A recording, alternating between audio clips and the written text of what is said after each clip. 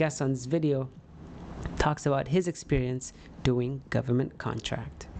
And figuring out what is a federal government contract, which I know today a federal government contract is the government is looking to procure products and services through small business. Once I figured that out, okay, cool. I don't actually have a business, and then I figured out how to be the middleman off of that. And so just for those who are tuning in and they're like, all right, government contract, I understand what that is. Government's procuring businesses, products and services from small businesses. And you saying middleman, like break it down layman's term, right? Because I want people to understand exactly what it means to get a government contract and make money. So break it down. My son is 6 years old. Got you. And he always asks me, Dad, how do I make money? Talk the little ass. Yeah. At 6 years old, government contract. All right, so people game. So the government is asking for something. I go to the government and say, okay, I can provide something that you're asking for. They say, okay, what's the price? Here's the price. I get that contract, but I don't actually have it. I go to you and say, hey, this is what I need from you, and you provide it to me, I give it to the government. Wow. It's that simple. And then how do you get paid? Because I put my money on top of yours. So if you're charging me $1,000, I'm gonna put $500 on top of it, and to the government, we sending them a $1,500 invoice. All right, so let me just recap just so I can understand. So I'm an author, yes, sir. Right? My book, From the Block to the Bank. Okay. Government says, yo, I wanna stop recidivism, and so I wanna order 1,000 books that help people stop recidivism or whatever, right? Yeah. So they put out a request. There you go. Yep. And in that request, they say, listen, I need 1,000 books that are targeted towards stopping recidivism. Yep. You, because you understand the language and you know how to get it, you say, government, I got you. Yep. Give me the contract. And so does the government tell you the price that they want for it? Nah. See, that's the piece, right? So we're bidding. So we're bidding. So simultaneously, as I'm reviewing the request, I'm going for the person who actually have what the request is. Gotcha. I'm doing it simultaneously because I don't know what the price is. I gotta ask you for that. Okay, how much you want for these 1,000 books? Okay, for 1,000 books, you want $5,000? Cool, no problem. Your price is your price. I'm not negotiating your price. Right. What I'm gonna do is I'm gonna put my money on top of yours. So you want 5 racks? Cool. I'm gonna just get 1,000. Because if it's a one-hitter quit, I'm out the door. Right. So our invoice to the federal government or request for proposal is $6,000. And so wait. So if I understand you correctly, what you're trying to say is, right, so you get the books from me for $5,000. Now you submit a bid to the government. Let's say you say $6,000. Government pays you $6,000. You give me my $5,000, and then you keep $1,000. Yeah, but this is the thing though. I'm not gonna buy your books until I get awarded the contract. I'm not prepaying for anything. Right. And that's where a lot of people go wrong at. That's why in 2008, I didn't have to have good credit. I didn't have to have a business credit, a network, people that had this, and I ain't had to have none of that because I didn't prepay for anything. Once I find your price is $5,000, I'm gonna just tell them the price is $6,000. If they didn't say okay, now I'm getting the books because I got the liquid currency. I got an award letter from the federal government saying, boom, they're gonna pay you this, so you're gonna get the books at that point. Wow. And so you gotta have like some type of certificate or something, some type of training. Like the government just gonna let you walk in. Yeah. My guy who barely graduated high school, 1.9 GPA. Yes, sir. I did my research. Yes, sir. 1.9 GPA. You know what I'm saying? From high school. Yeah, Booker T. You know what I'm saying? Yeah. Booker T. Washington. Yes, sir. In Maryland. Yes, sir. Let go. And my man go to college chasing the joints. Yes, I did. Right? Yeah. Went to the military 2 years. Yeah. 2 years in the brig. Yeah. Come home, live with his mama, and live with his mama and work at the gas station. The government is gonna let you sell them products and services. It got to be something to that. I'm trying to tell you, all that you said, if you notice, it helped me cultivate my communication skills. A lot of people think it's the paperwork and the pricing. I pick up the phone. I let them know they're gonna remember me when I pick that phone up. Oh, that's Jay White proposal. Most people don't do that. This is how old I am. I was able to go to like a Hardee's or Winn-Dixie or Superfresh and provide my paper application, right? But I ain't giving it back to the person that gave it to him. I'm asking to speak to the hiring manager. Once I asked to speak to the hiring manager, guess what happened? They remember my face. So when I called back, hey, I'm Jason White, I'm 16 years old. I play on the basketball team. I remember you, young man. It's the same concept. I'm calling them saying, I submitted my proposal on such and such. I do remember you.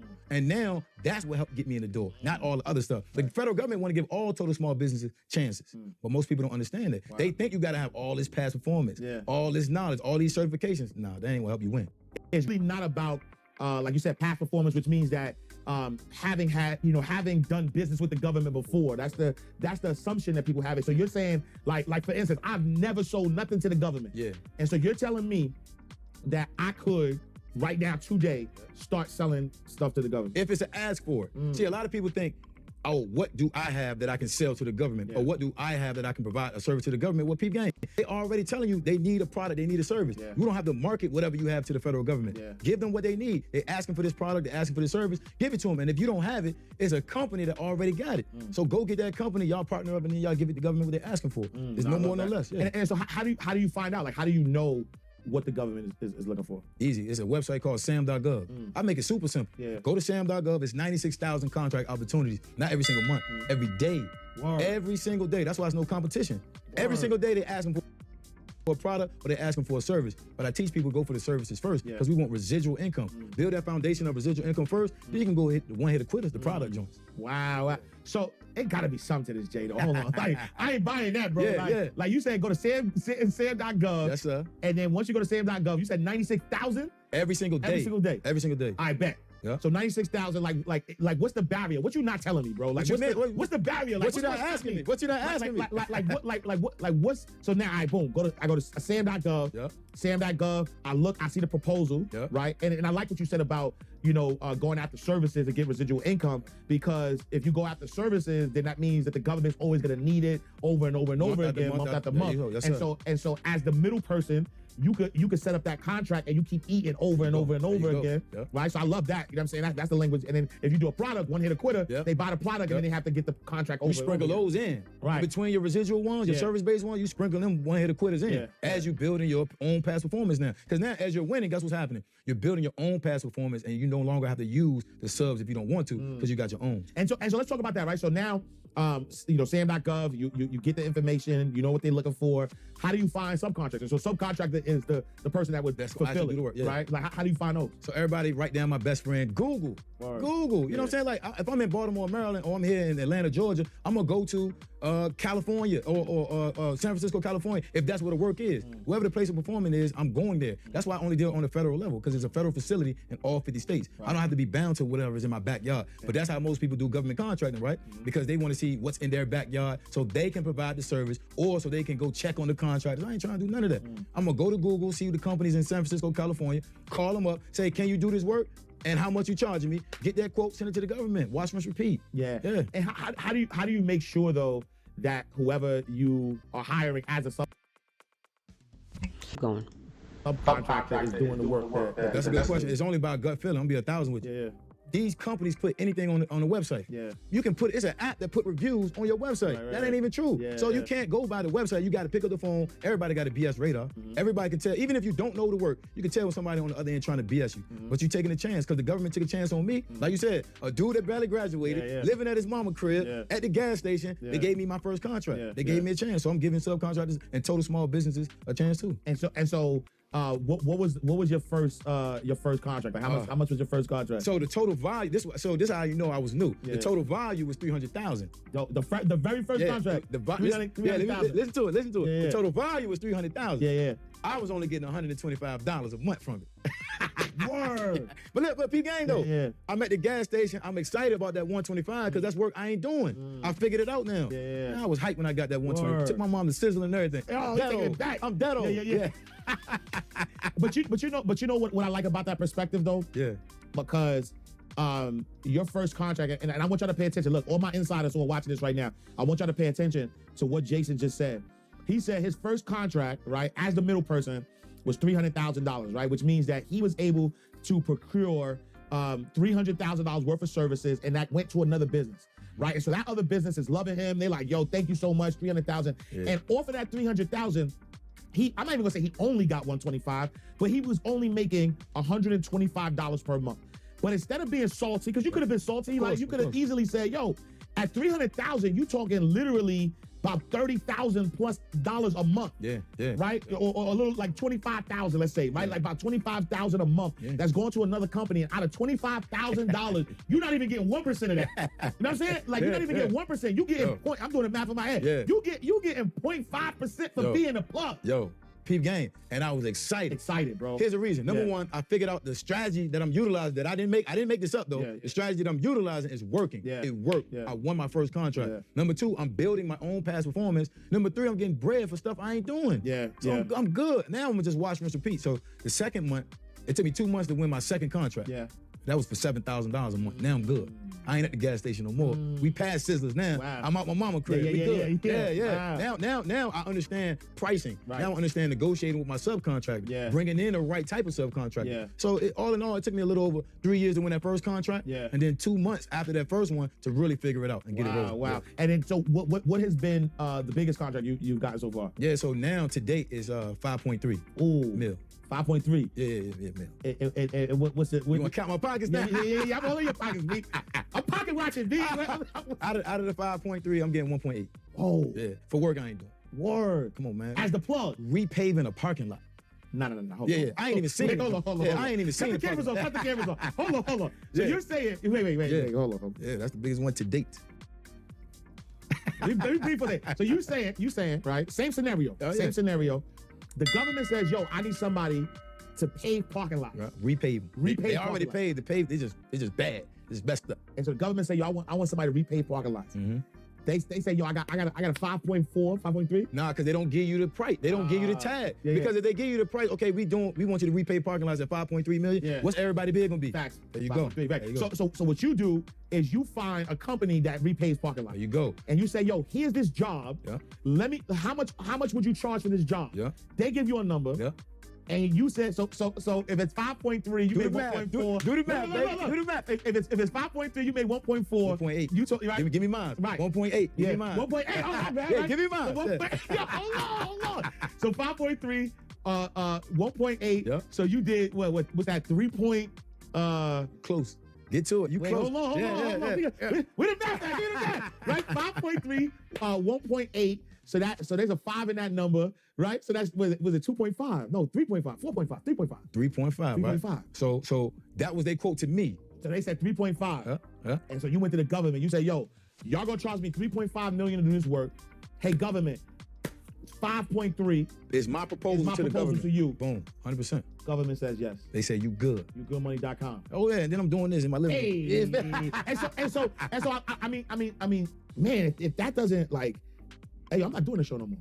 You got to understand too, though. I teach people I'm not even worried about the $1 million contract. Yeah. Most people are hopped up on entrepreneurship and $1 million. Yeah. I could care less about the $1 million. Yeah. Because I want the compound effect to take effect, right? I want more than just one contract. I want multiples, right? Yeah. So I got them for $750. I got them for 1.4. Yeah. I got them for 1,000. Yeah. But I got over 250 plus federal government contracts. So now we talk about residual income. I'm chilling. I don't gotta do nothing. Wow. Nothing. Talk to nobody, do nothing. I'm well off. But the thing is this, I gotta talk to people about it because they hopped up on $1 million everything. What's wrong with $10,000 contracts? Right. Now you set. Yeah, and I'm glad that you pull that back, right? Because you're right. Yeah. Because we're talking about the biggest contract you had. Right. I bet I made $1.8 million off this government contract. But at the end of the day, you told me your second contract, you making $7,000 a month. That ain't nothing to sneeze at, right? In Atlanta, $7,000 a month to get you gonna live nice. What if you living in Alaska? Right, facts. Yeah. Come on, man. Like I gotta break it down to people because the mindset is federal government contracting, and they look at the word federal government, blank check. Okay, now I gotta unlearn so you can learn. Don't think about blank check. Think about consistent growth, consistency, right? Yeah. Because you need to continue to build past performance and the skill set of communication. Yeah. So now your company can continue to be awarded hand over fist. And that's what I was gonna ask, man, because I think that again, we talked about the stats earlier, 2 point or was it 3.5? Wait, hold on, let me look at these stats. Yeah. 3.5.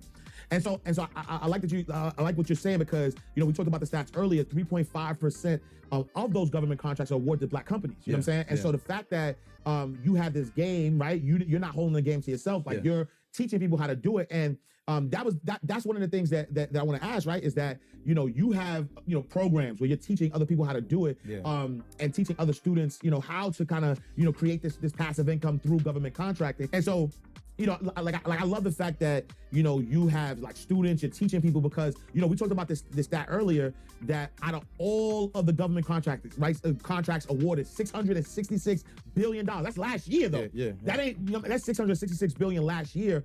Only 3.5% of that was issued to the Black community, right?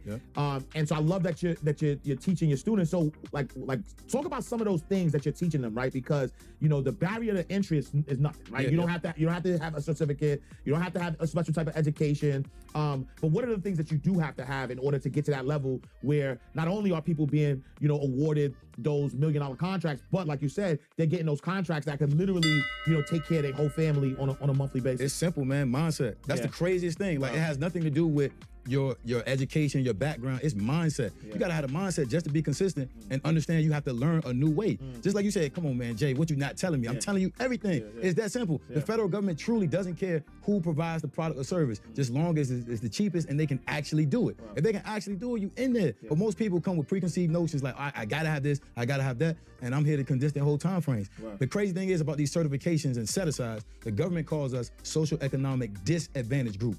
I hate that word. I hate it. I hate it with a passion. So I teach my students, don't worry about the certification, because there's a difference between crumbs in the hood and crumbs in Bel Air, right?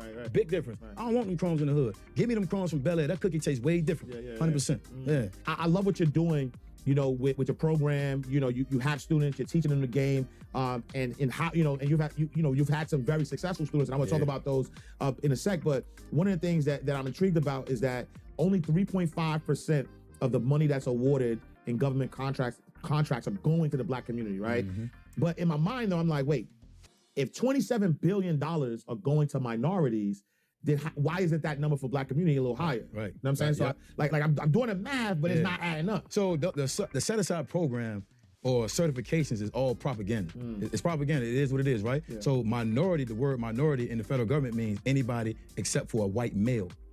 So that means white females in the federal government eyes is a minority. There you go. So now you take that small little fact right there, and now you have white women building companies that are considered minorities winning contracts, but it's not in the Black community. Because in the Black community, when we hear the word minority, we think about us.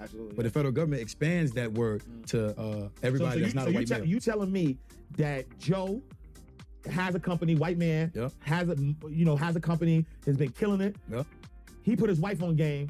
His wife opens up a company, and she qualifies as a minority business. And 100%. Wow. And then two peep game. They don't have a quote unquote, they don't have it where it says minority certification. They mask it and it's so-called 8A. The number 8, the letter A. The 8A business development program. That's supposed to be set aside for minorities, but the government expands the word minority to everybody that's not a white male. And now when you look at the numbers in terms of the Black community, that's why they're not there. Then too, most people that think about government contracting, they make it complicated. They use all this jargon that we don't want to relate to, or it don't make it interesting, or we don't think we can do it, so we bypass it. So now the federal government awards the same companies over and over again, and that's why the numbers are so low. Wow. And so like why teach it though? Like why did you get into the space of like, you know what? Like I gotta start teaching this thing. You know the crazy thing is, I was always teaching it.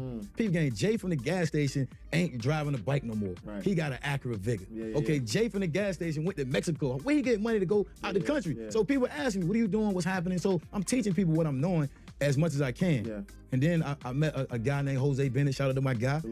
He the one that helped me expand it to a level where I can teach it at a larger scale. And then when we got connected, we came up with the course last year, and then we it's doing this thing. It ain't even me. Like I hate to really talk about. I'm gonna stop using the word hate, but I dislike talking about my own stats because now the information that I'm giving and people are executing, they killing it. That's the biggest piece. And so talk to me about some of your students that have taken your program. So since the course came out last year in March, my students have won over $12.8 million in federal government contracts. In the year. So then we got students that's winning contracts in 2 weeks, 4 months. I got a student and then I tell them like, yo, y'all doing stuff that I didn't even do. It took me 3 years doing my first. And I think people don't really understand that. 3 years of no bread. That gas station money it's nothing. So I'm really scratching and surviving. Good times, you know what I'm saying? Like for real. If you know, you know. Yeah, 3 years. So when they I'm helping them condense their time frames, 2 weeks. I'm talking about these single moms, single dads, people that's seasoned. When I mean seasoned, you're a little up in age, and you know most people that's up in age, they in their own way, right? But now I'm teaching them a skill set. They win a $2.4 million contract out the gate. $30,000 contracts out the gate. This is money awarded to them in their pockets. So I'm excited for that, man. I can't be more excited for that. And so what advice would you give to somebody who's just starting out? So somebody's hearing you now, right? So whether it's the young guy who just came home, the girl who's trying to figure things out, the older cat who's like, yo, I'm tired of this job. I need some financial freedom. What advice are you giving them? Everybody should be doing a piece of business with the federal government. The federal government is not a fad. They ain't going nowhere, right? And their business isn't demand on people. Their business is based off of a demand. A demand for a product or a demand for a service. That ain't going nowhere. So if you don't understand the way of the world and attaching yourself to something that you don't have to sell to people, it's the federal government. For work that you're not doing, you got to cultivate certain skill sets. That's what I'm helping you do. Yeah, and so what does a normal day look like for Jay White?